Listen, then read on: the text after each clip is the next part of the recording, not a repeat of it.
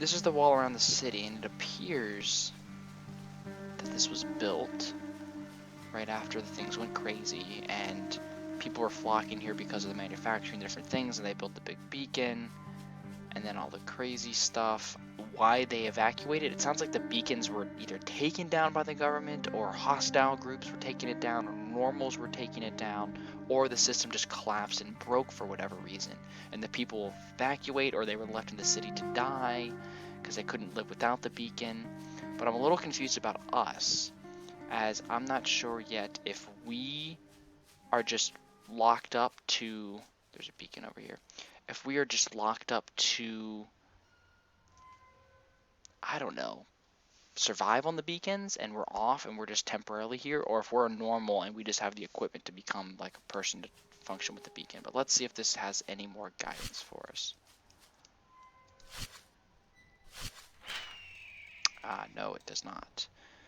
Okay, so more about the fall. And the fall, I think, isn't the... I think the fall is like the towns afterwards, I think. Let's see, if that is 2110... Okay, it's by the same person. It's Jamie's notebook. 25, 27, 26. So we should have found this one before the other one down there, but we'll go ahead and go with it. I guess there's nothing more to do, just wait. Bellevue went out like an expired... Okay, wait. So this was Seattle. And this Walden's place is Bellevue, which was on the map. And the other town was that other place we were visiting, but this is Bellevue. The other place was like a religious place. I don't know about this place. So this is Bellevue. It was built where Seattle was. And Seattle is correct. I keep saying Portland, but I'm pretty sure it's Seattle. Bellevue went out like an expired light bulb, and even from the freeway I could hear the violence. 1 million people filling the streets, some with sores already, some dying in alleyways already. We put up a blockade on the freeway, a couple outposts in the streets below. Our orders now are to shoot on sight to make sure no one made it to Olympia. We're one of the last cities, or at least it seems like it. No more room for order or decency. Give the faithful as few chances to get into our city as possible. So the city fell, and the people were fleeing and trying to leave, but they didn't want to cause that because there's no more near towns. They didn't want these people to come to the other town and destroy Olympia, which was left. Now, sores makes me think that it's almost nuclear. Like it's radioactive and they keep by the beacon to keep healthy, and some people are just immune to it. But I'm not sure. I might walk down this road a little bit to see if there's more stuff along the road.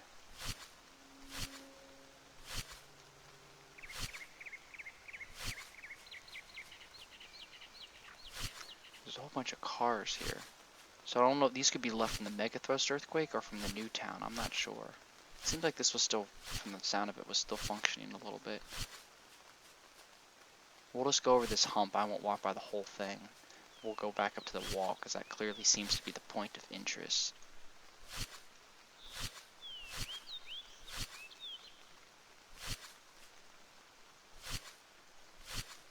Yeah, I won't go all the way down. That goes up the hill again.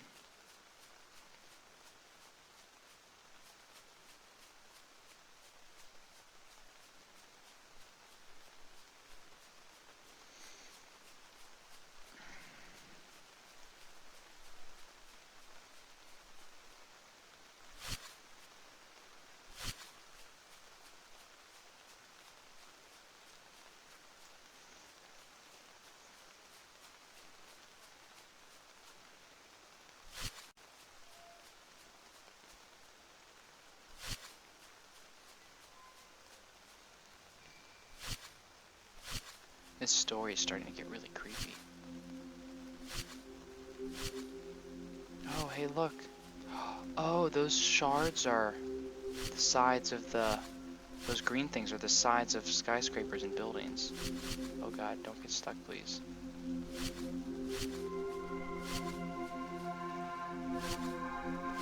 See it over there? Wow, look. Look at the cars. Oh, are we in the town almost?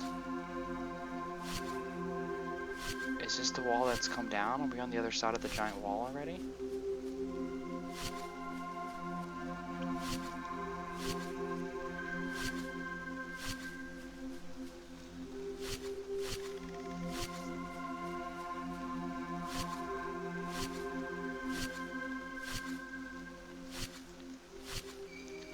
skyscrapers up there.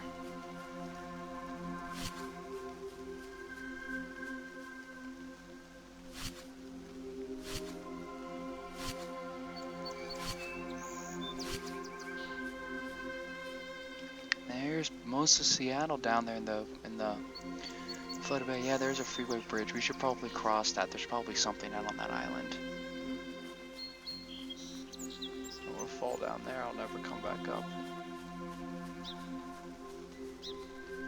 We'll go walk over here, see if we can find another note, and then I think I'll call it a night.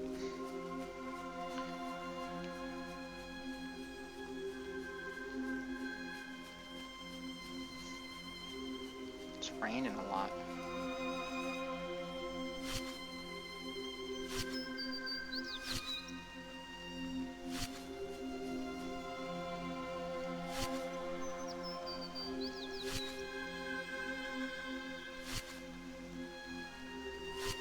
This is the wall. The wall broke down here. That must have been the outpost where the people were trying to leave. They were going to shoot everybody that left.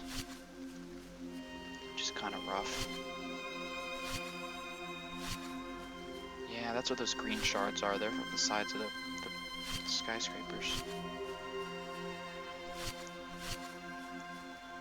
Look at the big mountains back there. Oh, no.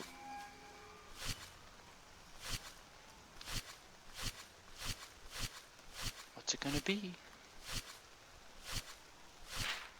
Another news article. I wonder if there's any more tools that we have that we don't have yet, that I missed at the start or that we'll get later. I wonder how many more tools there are. Can't imagine like what else tool-wise there is. But let's read this and then we'll call this a night. So this is old because this is on the earthquake, but it's also on beacons. Okay. James Moncada III, 45 of Port Angeles, passed away September 21st, 2052. James came from a family with a rich history of power and influence in the Pacific Northwest. And with the influence and power of his family, James was a positive force in his community and in the lives of everyone he met. Immediately following the Great Quake, a 24-year-old James jumped headfirst into the relief and recovery effort. Then, in the months that followed, he established a company to oversee housing and job relief for survivors. And in the years after, James worked extensively to rebuild and relocate the displaced. He is still remembered in the thoughts and prayers of the countless families as he has helped. In the decade following the Great Quake, James worked tirelessly to rebuild and expand homes, businesses, and communities of Port Angeles. His company's energies also expanded to projects such as building the national image of Port Angeles and reaching out to Sen in an attempt to attract them to settle in Port Angeles.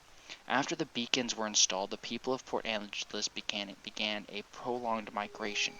Meanwhile, James left to join the brilliant minds gathering in Bellevue. James spent several years in Bellevue, then suddenly dropped off the grid. No one really knows why he left or where exactly he went, but it was clear when he returned to Bellevue a month later that he had spent time outside of the beacons. James came back changed, and not just from the true light withdrawal. He was withdrawing from his colleagues and seemed to be sinking into a depression. James was also stubbornly unwilling to discuss where he had gone, and it became clear that his true light withdrawal had led to fatal damage to his body.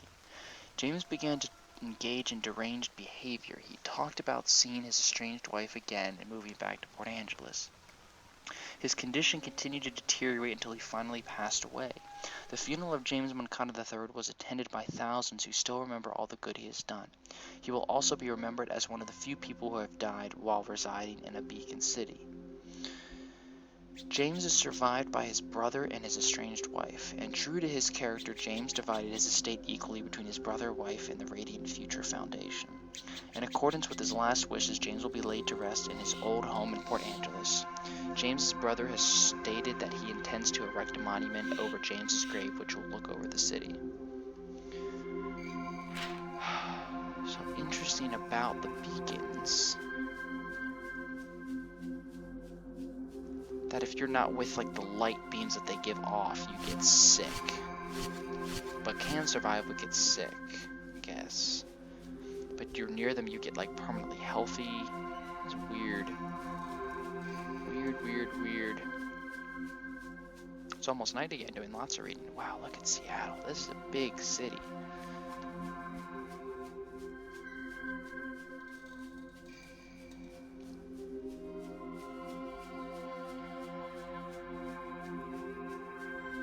Maybe we'll cross the island. We should probably really go to bed. Maybe we'll cross the bridge to the island. I'm curious. Because we'll just go there and then come back next episode, maybe.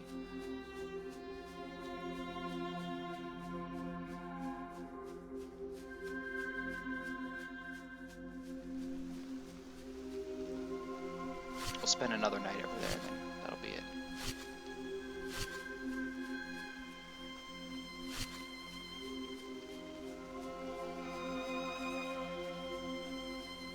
Look at that. It's a very ugly game, but a very pretty game at the same time. From a distance, it's beautiful, especially. Look at that. Wow.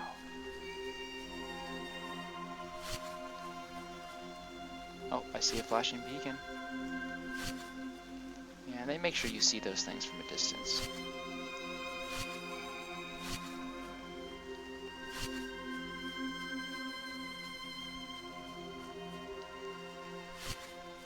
We'll read this note and then call it a night and explore the rest of the island next time. But I don't know, this might be 2 episodes worth of stuff here, who knows. I like to kind of make these a bit shorter episodes, so I might be cutting them up, I don't know.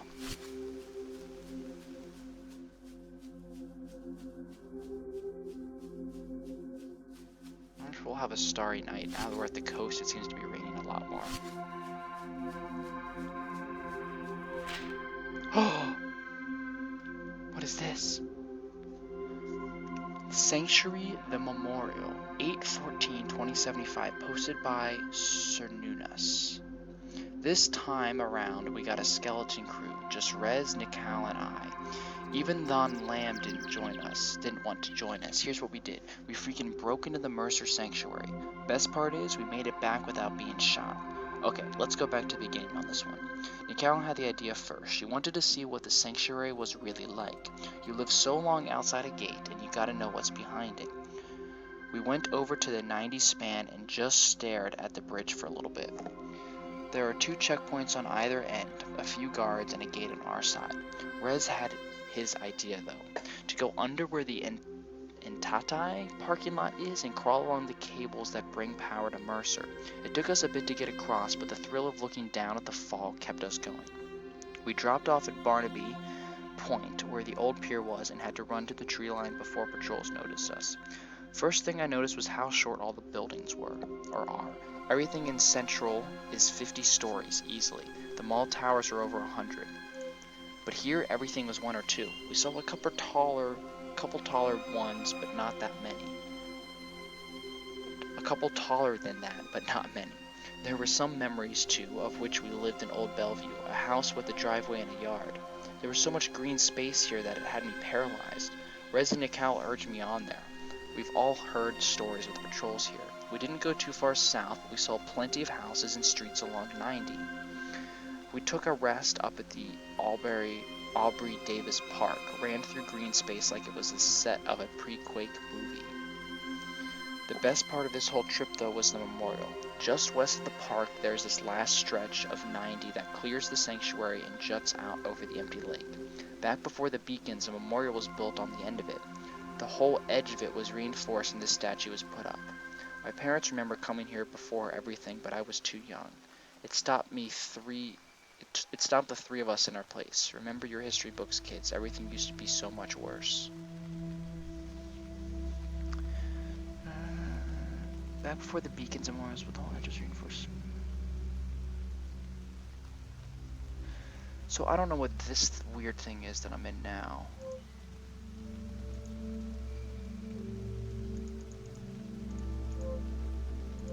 So this is like a digital thing I got now? I'm not quite sure.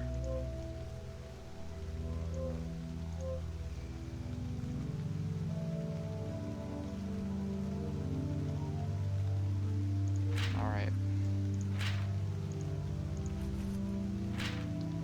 I think I'm going to go ahead and call this episode. We'll let the rain come and we'll spend the night out here and explore this island a bit more.